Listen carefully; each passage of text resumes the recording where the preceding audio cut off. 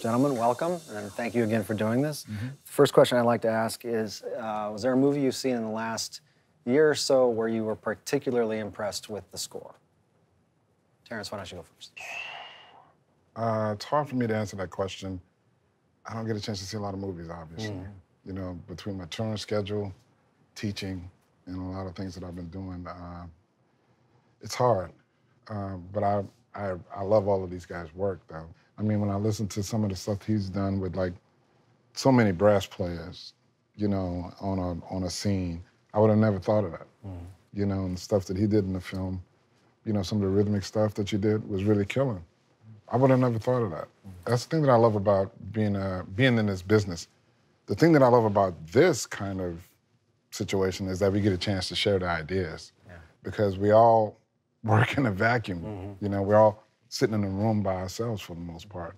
Every time we do the Composer Roundtable, everyone says that. Yeah. It's great to just hang on actually a talk. second. Speak for yourself, young man.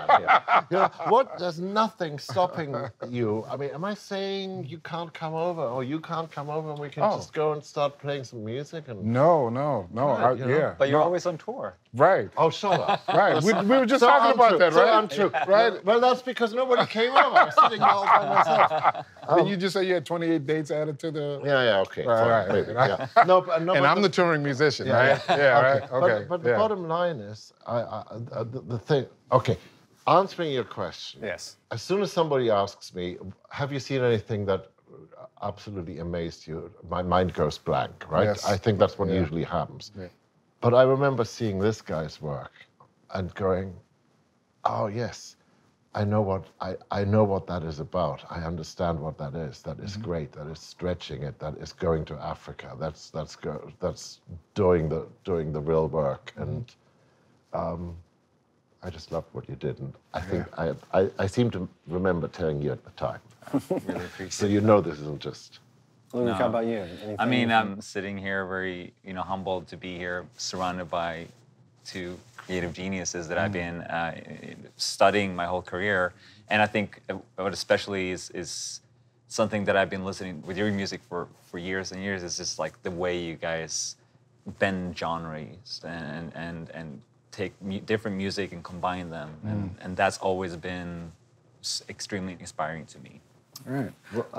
One of the things I love about film music is, if I want to go and do my psychedelic country and western heavy metal album, there is probably a movie that is just a producer sitting somewhere going, banjos and fuzz guitars, I need it. You know, you're required to experiment. That's the call. The call is to go and be, try something new, you know? Well, being a performing musician, being a jazz musician, for me, I've always wanted to write bigger pieces. I've always wanted to do something in other areas. And trying to do that as a jazz musician, that's damn near impossible.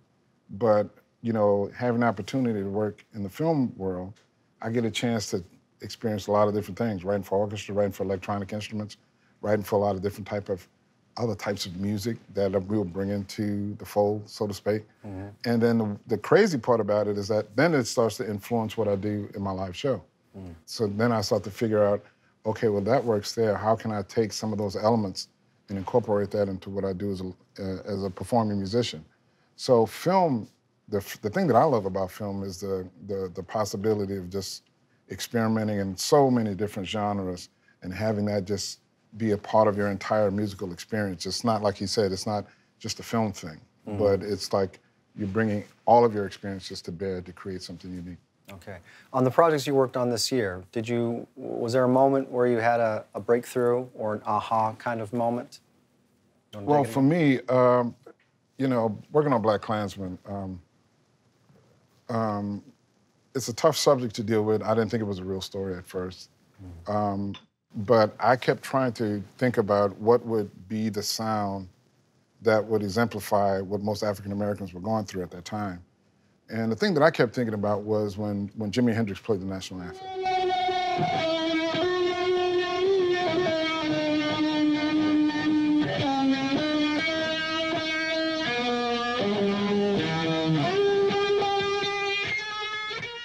To me, that was like one of the most patriotic things I've ever heard creatively done.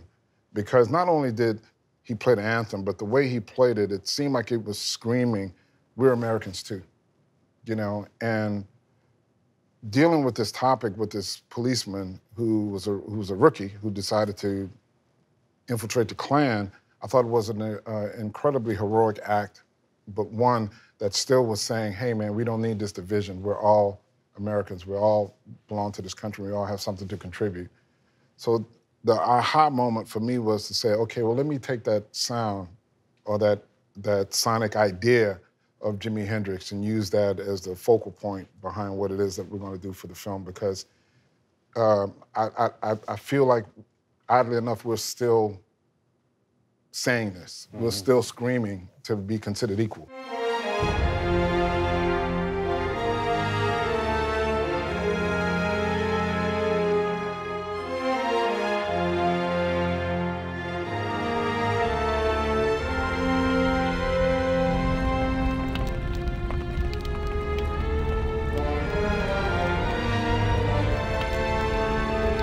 By doing that, the music didn't take on a reflective kind of personality.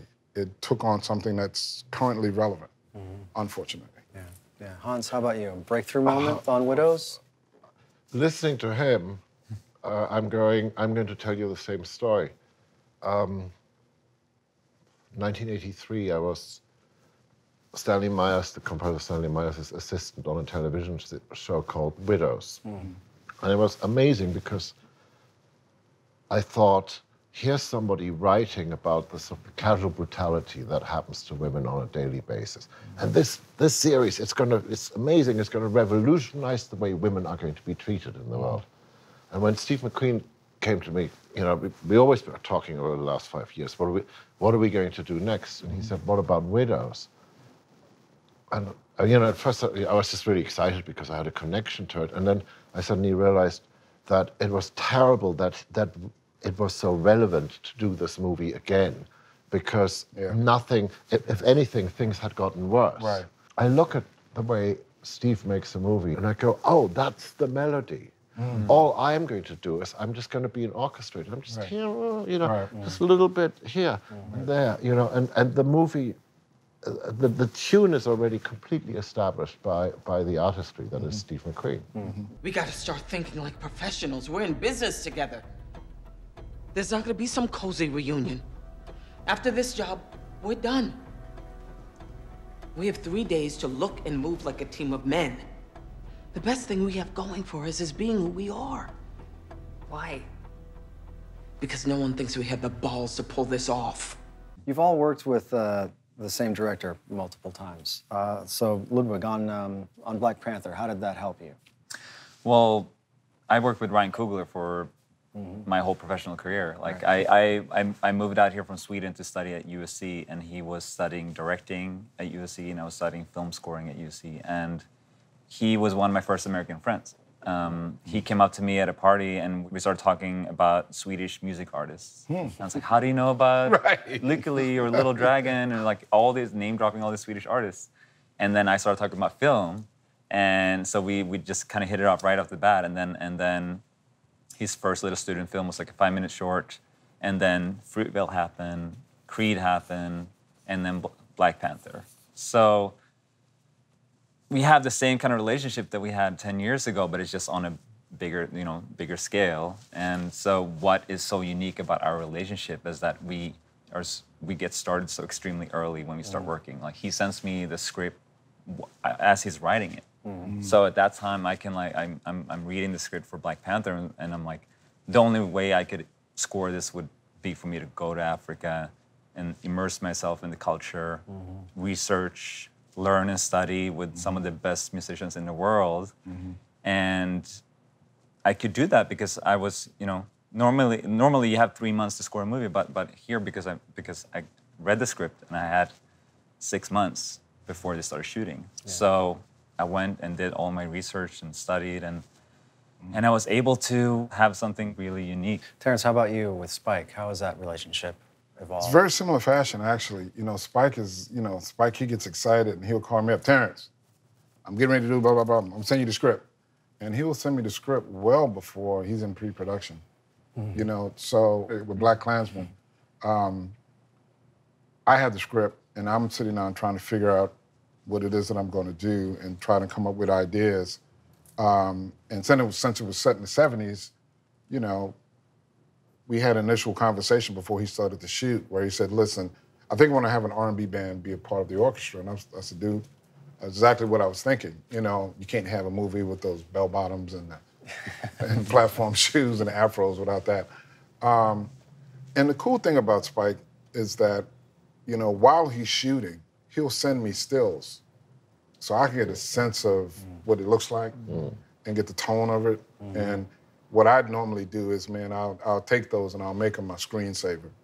You know, so I'll engross myself with the look of the film, you know. And in BlacKkKlansman, you know, there were some stark images, you know, in that, especially in the latter part of the film where Harry Belafonte is giving a lecture to some young college students. Those are some tough photos to look at. But I use those things to kind of put me in the mindset of the piece in general, and just so I can stay focused. But we start well in advance before anything. As a matter of fact, one of the things that's really interesting about working with Spike is that he'll already know what scenes he wants to shoot based on music before he starts, you know. And sometimes it may be a song, sometimes it may be a piece of score or something like that, but he's thinking about that before he starts pre-production. All right. I want to talk about representation. Obviously, it's a very large topic in Hollywood these days, but how does the film music world, how does it become more inclusive, and has it become more inclusive recently, do you think?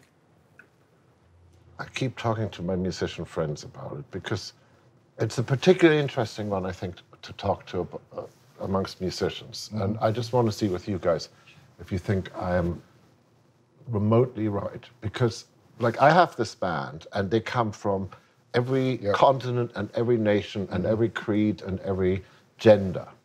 And the only two things I'm asking of them: blow my socks off when you play, and try to be on time when you come. You know?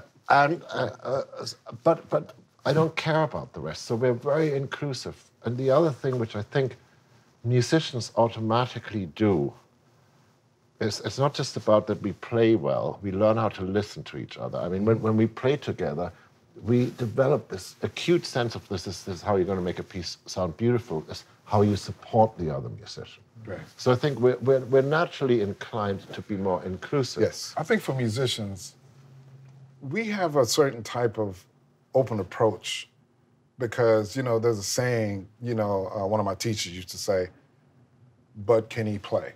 Yeah. You know what I mean? Because if you can play, you're accepted automatically like that. I don't think the issue is with the musicians.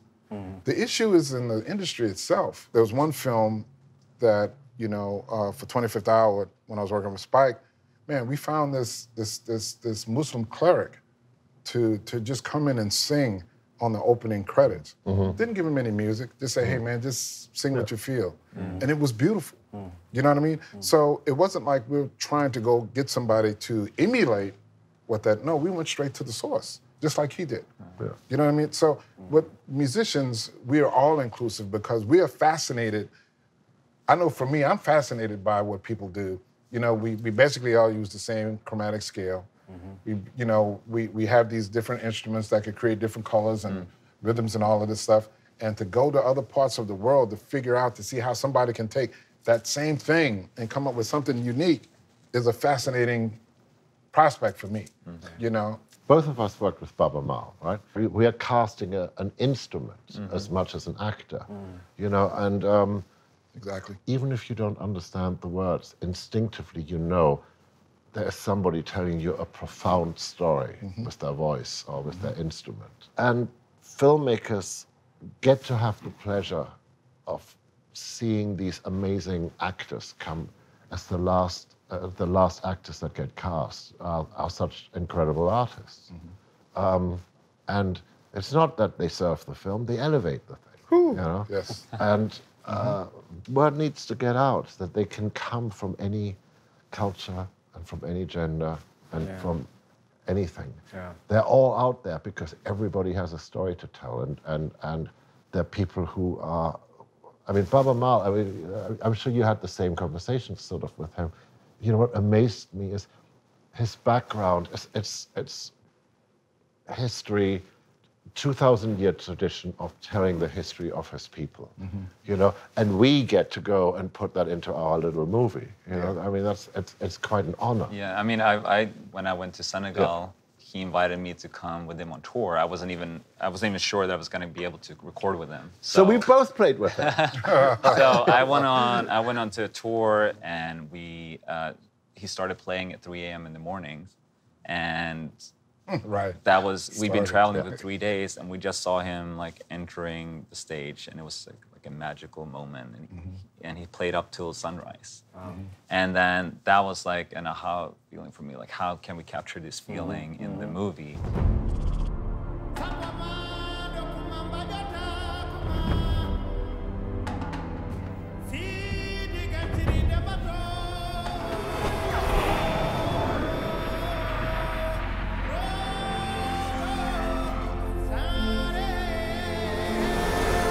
And then I spent 2 weeks with him in his studio, and every day was new musicians coming in, and like I heard there was a group of talking drums players coming in. It was 6 talking drum players, and that instrument is such an interesting instrument that we never really heard in the cinema before. So, and it sounded like really regal to me. So that became T'Challa's theme, and you can talk with this talking drum. So I asked the talking drum player, how would you say T'Challa's name on the drum?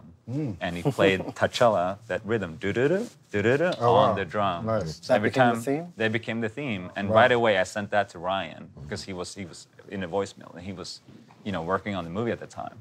A couple of days later, we were recording a Fula flute, which is from the Fulani tribe. And I never heard that type of instrument before. You can scream into the flute, and the flute player, I told him about the Killmonger's character, and he kind of started playing, and he transformed into another person and started screaming Killmonger's name into the flute, and that aggressive sound was something that I also never heard before, and I recorded it on my iPhone, sent it to Ryan, and he was in pre-production, and he sent it to Michael B. Jordan as he was preparing for his role. So Nice. That became the Killmonger theme? that became the Killmonger Wow, theme. that's amazing. We have to wrap it up, but I want to ask one more, more fun question. When you were 17, what was your favorite song or your favorite piece of music? Ludwig, why don't you go first? When I was 17, that was a long time ago. That was a long time ago for you. that was my last year of college.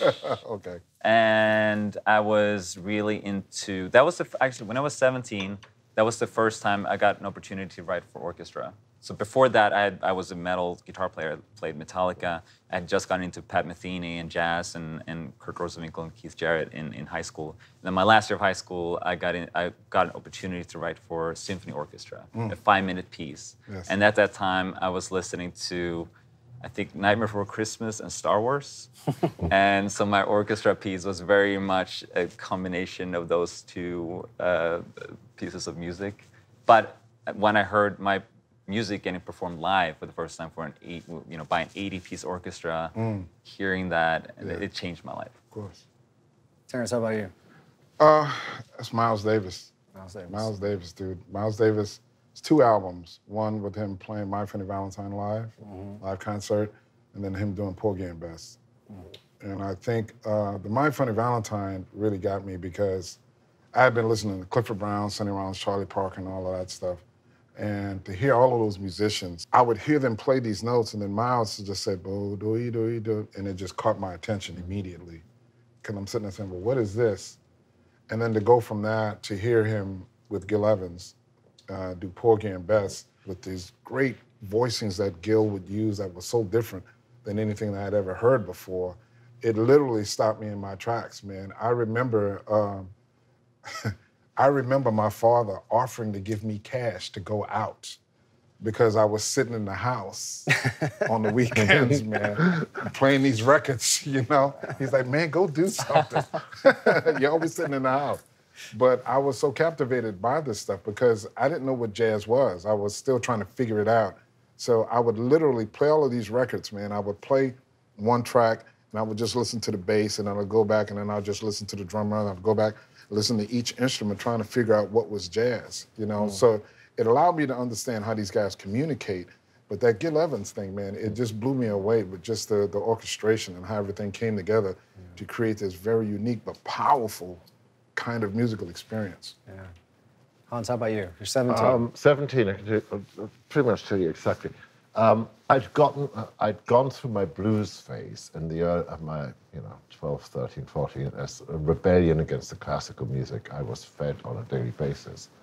And I sort of found my way back to classical music, and I remember being obsessed with the last movement of Mahler's Second Symphony, which I would just keep playing over and over. But at the same time, I discovered Kraftwerk and Tangerine Dream, and partly what I thought was so interesting was that there now was a new German music that wasn't based on the blues, because popular music in Europe, Stones, etc., had basically stolen everything from America and had made that their language. And suddenly there were these electronica musicians whose vocabulary was classical music again, if they knew it or not. I think that was great, and thank you for the great conversation. Thank you. Appreciate it. No, thank you. Thank you for the honor of being with you too.